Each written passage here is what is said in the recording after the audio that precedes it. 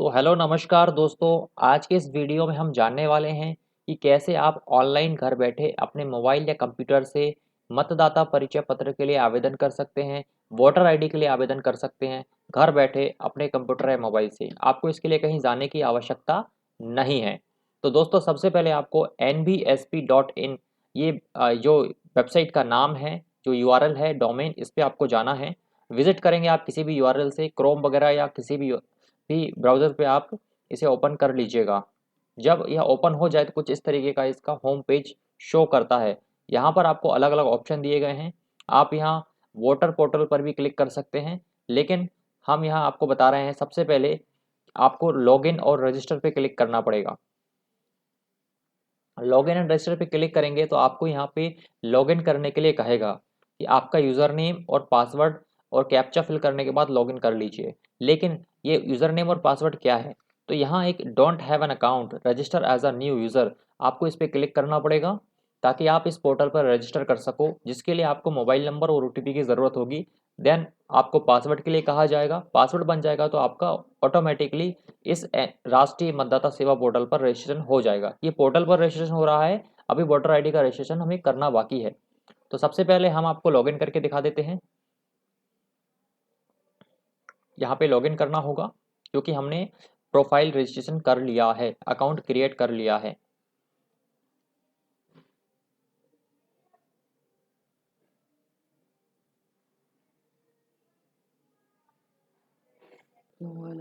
हम लॉगिन करते हैं।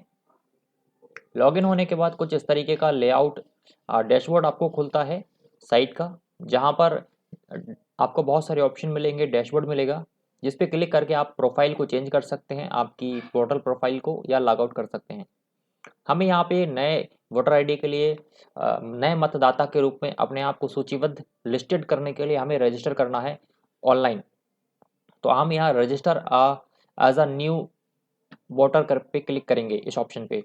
जैसे आप उस पर क्लिक करेंगे तो आपको मतदाता पंजीकरण यानी वोटर रजिस्ट्रेशन का फॉर्म खुल जाएंगे। यहाँ पे अलग अलग फॉर्म दिए गए हैं, टोटल 5 फॉर्म हैं, और किस चीज़ के लिए कौन सा फॉर्म भरना है उसके सामने लिखा हुआ है, फॉर्म का प्रकार और फॉर्म का विवरण। साथ ही फॉर्म भरने के निर्देश भी यहाँ पे पीडीएफ फाइल में मौजूद हैं। आप उस पर क्लिक करके निर्देश पढ़ सकते हैं। जैसे ही आप फॉर्म नंबर 6 पे देखेंगे तो नए मतदाता के रूप में आवेदन करें, यहाँ ऑप्शन दिया गया है। अगर आप प्रवासी मतदाता के रूप में आवेदन करना चाहते हैं तो फॉर्म नंबर 6A है। मौजूदा निर्वाचकों द्वारा आधार संख्या की जानकारी के लिए आप फॉर्म नंबर 6B इस्तेमाल करेंगे। मतदाता सूची में आपत्ति और नाम हटाने के लिए फॉर्म नंबर 7 आपको इस्तेमाल करना पड़ेगा। अगर आप नाम हटवाना चाहते हैं वोटर लिस्ट से, या उसमें आपत्ति दर्ज करना चाहते हैं, तो आप यहाँ फॉर्म नंबर 7 यूज़ करेंगे। या फिर आपको वोटर आईडी का जो सुधार करवाना हो, उसमें स्थानांतरण करवाना हो या डुप्लीकेट बनवाना हो, तो आप उसके लिए फॉर्म नंबर 8 इस्तेमाल करेंगे। क्योंकि हम यहाँ नए मतदाता के रूप में आवेदन कर रहे हैं, फॉर्म नंबर 6 हमें इस्तेमाल करना होगा। मैं आपको यहाँ एक चीज़ और बता देता हूँ, अगर आप असम, बिहार, गोवा एवं उत्तराखंड के मूल निवासी हैं तो आपको यहाँ एक लिंक दी गई है voters.eci.gov.in, इस पर जाकर फॉर्म भरना पड़ेगा। बाकी अन्य राज्यों के लिए यहाँ पे फॉर्म नंबर 6 हम इस्तेमाल कर रहे हैं।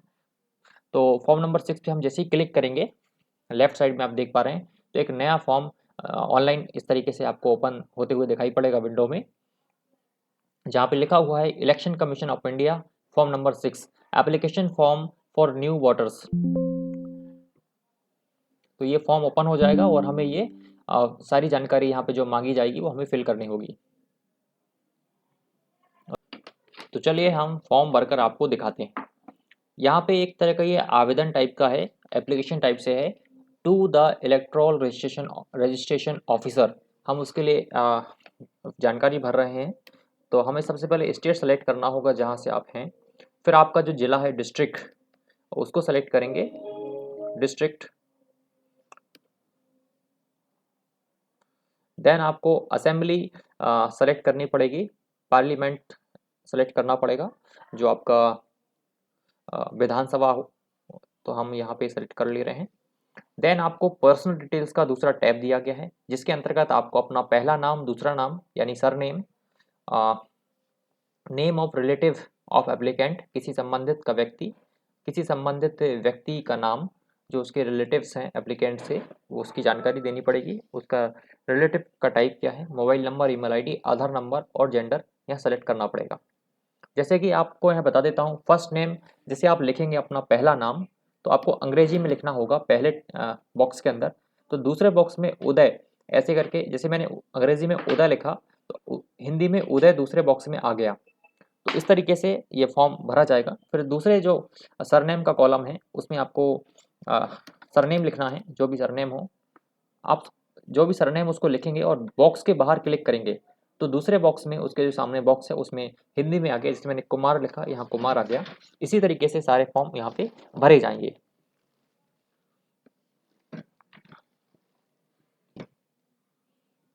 तो अब हम यहाँ पे name of relative of applicant, आवेदक के जो भी रिलेटिव हैं उनका नाम लिखेंगे। तो यहाँ पे आप टाइप ऑफ रिलेशन में देख सकते हैं किस किस का नाम लिख सकते हैं। आप फादर का नाम लिख सकते हैं, मदर का नाम, हस्बैंड का नाम, वाइफ का नाम, और यहाँ पे गुरु in case of third gender, और लीगल गार्डियन का नाम भी लिख सकते हैं। तो यहाँ पे जैसे मैं लिखता हूँ, तो अंग्रेजी में जो नाम है वो कुछ इस तरीके का है। फिर हम बॉक्स पे क्लिक करेंगे तो यहाँ देख रहे हैं हिंदी में आ गया। कभी अगर ये नाम गलत आता है तो आप इस पर डबल क्लिक करेंगे बॉक्स में हिंदी वाले में, और यहाँ पे आपको ऑप्शन मिल जाएंगे कि कौन सा वाला हिंदी में सही है, वर्ण के सहित, मात्रा सहित, तो आप यहाँ सेलेक्ट कर सकते हैं। दूसरे सरनेम में हम लिखते हैं। मैं आपको यहाँ थोड़ा सा ये बता देता हूँ कि मोबाइल नंबर जो आप लिखेंगे, अगर आवेदक का खुद का मोबाइल नंबर नहीं है, किसी रिलेटिव का नंबर है, तो आप यहाँ जो टिक दिया गया है, टिक if mobile number of relative, तो इस पे आप क्लिक कर देंगे। सेम ईमेल आईडी के लिए भी है, अगर रिलेटिव का ईमेल आईडी है तो आपको टिक करना पड़ेगा, आवेदक का है तो कोई दिक्कत नहीं है। फिर आप आधार नंबर और जेंडर सेलेक्ट करके नेक्स्ट स्टेप के लिए बढ़ेंगे, जो कि डेट ऑफ बर्थ डिटेल्स है। यहाँ पे डेट ऑफ बर्थ की जानकारी देनी है हमको अगले टैब में। डेट ऑफ बर्थ आपको कुछ इस फॉर्मेट में यहाँ सेलेक्ट करना पड़ेगा। तो यहाँ पे आप क्लिक करेंगे बॉक्स में तो आपको automatically format date of birth select करने के लिए कहा जाएगा। तो आप यहाँ सेलेक्ट करेंगे और फिर आप महीना सेलेक्ट कर लेंगे और जो भी आपकी तारीख है वो सेलेक्ट कर लेंगे। तो इस तरीके से ये फॉर्मेट में आ गया, पहला दिन, फिर महीना, फिर साल, वर्ष। आपको अपलोड करना पड़ेगा self attested copy of document supporting age proof. Age proof के लिए कोई सपोर्टिंग डॉक्यूमेंट अपलोड करनी पड़ेगी जो सेल्फ अटेस्टेड होनी चाहिए। तो यहाँ पे टाइप ऑफ डॉक्यूमेंट दिए गए हैं, इनमें से कोई एक आप अपलोड कर सकते हैं। जैसे कि आपको बर्थ सर्टिफिकेट इशू किया गया होगा लोकल बॉडी या म्यूनसिपल अथॉरिटी द्वारा, तो आप यहाँ सेलेक्ट कर सकते हैं, वो दे सकते हैं। इंडियन पासपोर्ट भी लगा सकते हैं, पैन कार्ड लगा सकते हैं, ड्राइविंग लाइसेंस लगा सकते हैं, आधार कार्ड भी लगा सकते हैं, या फिर आपका जो क्लास 10th या 12th का जो मार्कशीट होगा, सीबीएसई, आईसीई, स्टेट बोर्ड द्वारा जारी किया गया होगा, वो आप यहाँ पे लगा सकते हैं अगर उसमें डेट ऑफ बर्थ मेंशन है तो। और अदर डॉक्यूमेंट भी आप यहाँ लगा सकते हैं जो डेट ऑफ बर्थ को साबित कर सके। तो इस तरीके से आप यहाँ पे फिल कर सकते हैं। तो हमको सेलेक्ट करना पड़ेगा, हम यहाँ आधार कार्ड का उदाहरण ले रहे हैं। फिर आपको चूज़ फाइल पे क्लिक करना है और आधार को आपको सेलेक्ट करना पड़ेगा अपने कंप्यूटर से। तो मैं आपको बता दूं, जो भी आपको फाइल अपलोड करनी है डॉक्यूमेंट की, वो जेपीजी या जेपीईजी फॉर्मेट में होनी चाहिए, यानी इमेज फॉर्मेट में होनी चाहिए, और उसका मैक्सिमम साइज 5 MB से ज़्यादा नहीं होना चाहिए। कुछ इस तरीके से अपलोड करने के बाद उसका इमेज यहाँ पे दिखाई दे जाएगा। अगर आपको गलती से कुछ गलत इमेज डल गया तो आप यहाँ क्रॉस पे क्लिक करके काट सकते हैं, उसको क्लोज कर सकते हैं और नया इमेज अपलोड कर सकते हैं। हमारा पहला टैब दूसरा टैब कंप्लीट हो गया डेट ऑफ बर्थ वाला। अब हम चलते हैं अगले टैब पर, जो कि है present ordinary residence, full address के बारे में है। आपको यहाँ एड्रेस की जानकारी देनी है और एड्रेस का प्रूफ अपलोड करना है। तो चलिए हम इसे फिल करते हैं। दोस्तों कुछ इस तरीके से आपको एड्रेस भरना होगा। सबसे पहले हाउस, बिल्डिंग नंबर या अपार्ट नंबर भरना पड़ेगा। इंग्लिश में लिखेंगे पहले बॉक्स में, दूसरा बॉक्स में अपने आप हिंदी में आ जाएगा। अगर हिंदी में नहीं आता तो आप उसको करेक्ट कर सकते हैं। यहाँ पे आप देख रहे हैं, यहाँ पे आप क्लिक करेंगे तो आपको कीबोर्ड ओपन हो जाएगा, उस कीबोर्ड का इस्तेमाल करके आप हिंदी में लिख सकते हैं अगर इंग्लिश में लिखने के बाद हिंदी में सही नहीं आ रहा है तो। फिर आपको स्ट्रीट, एरिया, लोकेलिटी, मोहल्ला, रोड, ये आपको दूसरे वाले इसमें दिया भरना होगा और हिंदी में यहाँ आ जाएगा। फिर आपको टाउन, पोस्ट ऑफिस, तहसील, पिन कोड भरना पड़ेगा। तो यहाँ पर सपोर्टिंग डॉक्यूमेंट एड्रेस प्रूफ में आपको जेपीजी या जीपीजी इमेज फॉर्मेट में होनी चाहिए और मैक्सिमम 5 MB का ही इमेज होना चाहिए। यहाँ पे टाइप ऑफ डॉक्यूमेंट में आप देख सकते हैं, आपको इंडियन पासपोर्ट आप यूज़ कर सकते हैं, आधार कार्ड लगा सकते हैं, और भी जो नीचे दिए गए हैं, cash connection, electricity bill, water bill, current cheque, current passbook of nationalised bank, post office, registered sale deed, others, इनमें से कोई भी आप यूज़ कर सकते हैं। हम यहाँ चूज़ फाइल पे क्लिक करेंगे और अपनी एड्रेस अटेस्टेड कॉपी हम एड्रेस प्रूफ की यहाँ पे अपलोड कर लेंगे। दोस्तों कुछ इस तरीके से हमारा एड्रेस का सेक्शन पूरा हो गया है। अब हम फोटोग्राफ के सेक्शन पे आ गए हैं। Upload your photograph. यहाँ पे आपके फोटोग्राफ के बारे में कुछ नियम और निर्देश दिए गए हैं कि जो भी आपकी फ़ोटो होनी चाहिए वो अनसाइंड होनी चाहिए, यानी उस पर कोई साइन वगैरह नहीं होनी चाहिए। पासपोर्ट साइज़ होनी चाहिए, कलर में होनी चाहिए, जिसका जो हाइट है वो 4.5 सेंटीमीटर होनी चाहिए और जो विड्थ है वो 3.5 सेंटीमीटर होनी चाहिए, जिसमें आपका फ्रंट में सारा व्यू आना चाहिए, फुल फेस आपका शो होना चाहिए, पूरा फेस, और आपका जो फ़ोटो का बैकग्राउंड है वो वाइट होना चाहिए। साथ ही फ़ोटो की जो सपोर्टेड फॉर्मेट है इमेज में वो जेपीजी और जेपीईजी है। तो यहाँ पे साइज़ के बारे में कुछ कहा नहीं गया है, आप यहाँ पे कोई भी साइज़ का अपलोड कर सकते हैं। साइज़ यानी कि जो केबी है वो अपलोड कर सकते हैं। यदि आप अपलोड फोटोग्राफ पे क्लिक करेंगे कुछ इस तरीके का NBSP फ़ोटो एडिटिंग टूल आपको ओपन होगा। देखते हैं क्या इसमें आता है। तो यहाँ पर भी वो सारे इंस्ट्रक्शंस दिए गए हैं, क्लोज करेंगे और यहाँ हमें फ़ोटो अपलोड करनी पड़ेगी। इसके लिए यहाँ चूज़ फाइल पे क्लिक करेंगे और हम अपने कंप्यूटर से फ़ोटो सेलेक्ट करेंगे जो हमने रखी हुई है बना के। ये दोस्तों ये हमारी फ़ोटो है, इसको हम ओपन कर लेते हैं और ये यहाँ पे आ जाएगी, जिसे हमें सेट करना पड़ेगा इस बॉक्स में। तो दोस्तों हमें स्कैन वाली फ़ोटो अपलोड करनी पड़ेगी, तो हमने जो स्कैन की थी फ़ोटो वो यहाँ पे हम इसको ले लेते हैं दोबारा से, जो कि डॉक्यूमेंट साइज़ में थी, जिसे हमें यहाँ लेना पड़ेगा।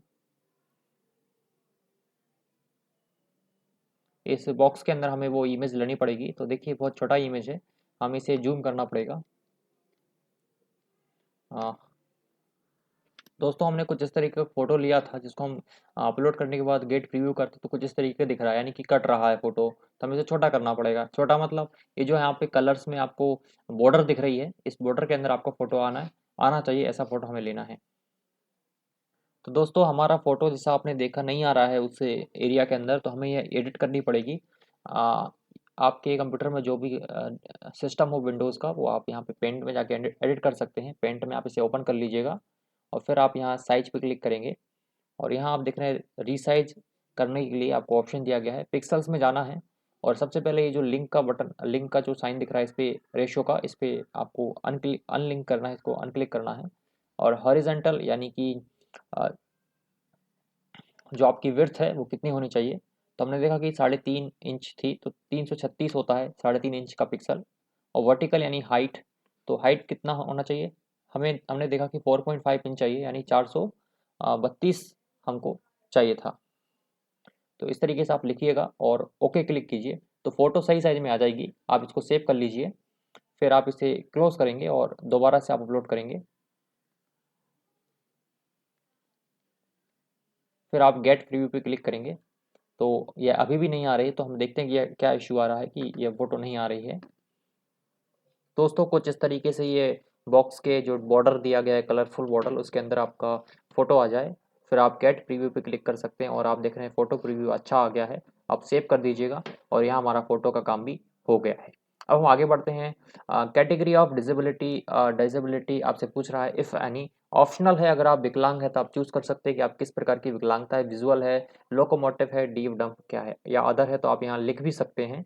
और फिर आपको ये टैब के बाद the details of my family member already include in the electoral roll at current address with home I currently reside are as under, क्या आपके फैमिली मेम्बर में कोई पहले से इस साइट पर आवेदन किया है या उनके पास वोटर आईडी है, ईपिक नंबर है, तो आप उनका नाम लिख सकते हैं, उनका ईपिक नंबर दे सकते हैं, उनके साथ आपका रिलेशन क्या है, यानी कि आवेदक का उस फैमिली मेम्बर के साथ रिलेशन क्या है, तो आप यहाँ पे लिख सकते हैं। इससे सहायता होगी जो आपके एड्रेस पर सेम है। हमारा यह टैब भी कंप्लीट हो गया है। अब बात आती है डिक्लेरेशन फॉर्म की। यहाँ पे दिया गया है कि जो भी मैंने जानकारी दी है वो ठीक है। I am citizen of India and place of my birth is, तो आपको यहाँ पे अपना बर्थ प्लेस देना पड़ेगा। देन स्टेट और डिस्ट्रिक्ट सेलेक्ट करेंगे, फिर I am ordinary resident at the address given at above since. आप कब से इस एड्रेस पे जो आपने दिया है आप रह रहे हैं, तो उसका तारीख आपको यहाँ पे देना पड़ेगा। तो आप यहाँ वो दे सकते हैं कि आप कब से रह रहे हैं।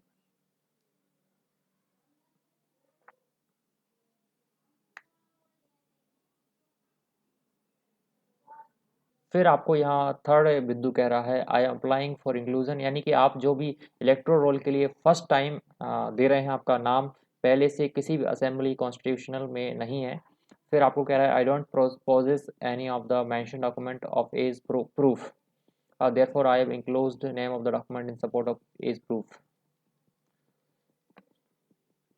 फिर ये कह रहा है कि आपने जो भी स्टेटमेंट दिया आप उसके बारे में अवेयर हैं और जो भी कोई भी फॉल्स इन्फॉर्मेशन आपने नहीं दी है, इस तरीके से यहाँ पे दिया गया है। और एक्ट दिया गया कि अगर आप झूठी जानकारी देते तो आपको पनिश किया जा सकता है ये एक्ट के माध्यम से। और यहाँ पे 1 ईयर का फाइन है, या दोनों हो सकता है, या 1 ईयर की जेल भी हो सकती है, ऐसा अपने यहाँ पे दिया गया है। फिर प्लेस आपको लिखना है कि आप ये फॉर्म कहाँ से भर रहे हैं, जो भी जहाँ आप रहते हैं। देन फिर आप डेट ऑटोमेटिक आ जाता है। कैप्चा कोड आपको फिल कर देना है और यह आवश्यक है। कैप्चा कोड फिल करने के बाद आपको यहाँ कुछ नोट नीचे दिए गए हैं कि आप उन्हें भी पढ़ लीजिए, थोड़ा अच्छा रहता है। तो यहाँ पे दिया गया है कि अगर मैरिड फीमेल एप्लीकेंट है, कोई फीमेल जो मैरिड है वो एप्लीकेंट है, तो वहाँ पे नेम ऑफ हस्बैंड एप्लीकेबल होगा, मेंशन किया जाए।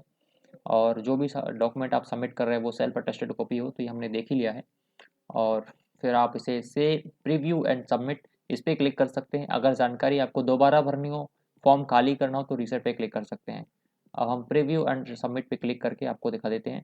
तो कुछ इस तरीके का ये प्रोसेस चलेगा। फिर प्रोसेस के बाद क्या होता है देखिएगा विंडो पे। प्रोसेस के बाद कुछ इस तरीके का फॉर्म आपको आ जाएगा, जो भी आपने भरा है वो कुछ इस तरीके का लेआउट आता है, जिसे आपको सबमिट करना होगा। या अगर गलत जानकारी भरी है तो आप उसे बैक कर सकते हैं और दोबारा फिल करके प्रीव्यू कर सकते हैं। इसको आप चेक कर सकते हैं, कुछ इस तरीके का ये प्रीव्यू है। सब कुछ रीड करने के बाद की जानकारी सब सही है, आप सबमिट पे क्लिक करेंगे और यह प्रोसेस करेगा कुछ इस तरीके से, और देखते हैं अब क्या विंडो ओपन होता है। जब यह सबमिट हो जाएगा तो आपको thank you for submitting form on NBSP, your form reference ID is, आपको रेफरेंस आईडी मिल जाएगा। आप यहाँ से ट्रैक कर सकते हैं अपने एप्लीकेशन को इस रेफरेंस आईडी की मदद से। तो आप इससे आईडी को कहीं लिख लीजिएगा ताकि बाद में आपको दिक्कत ना हो। आप ट्रैक स्टेटस पे जाके अपने एप्लीकेशन को ट्रैक कर सकते हैं कि आपका वोटर आईडी के लिए आवेदन हो गया है या आपका कार्ड बन गया है या नहीं। साथ ही साथ आपको अपने मोबाइल नंबर पर और ईमेल पर जो आपने दिया था फॉर्म में, उस पर भी आपको थैंक यू फॉर कॉन्टैक्टिंग करके मैसेज आ जाता है, और वहाँ भी आपको रेफरेंस आईडी SMS के थ्रू सरकार जो भी पोर्टल है उसके माध्यम से पहुँच जाता है। तो इस तरीके से आप दोस्तों कर सकते हैं।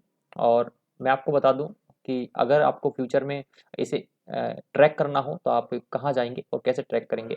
जैसे हमने साइट खोला था, वहाँ पे अपने लॉगिन और रजिस्टर किया था, ठीक उसी जगह पे आपको ट्रैक स्टेटस करके भी ऑप्शन आता है। वहाँ पे आप जाएंगे और रेफरेंस आईडी क्लिक करेंगे और उसे चेक कर सकते हैं।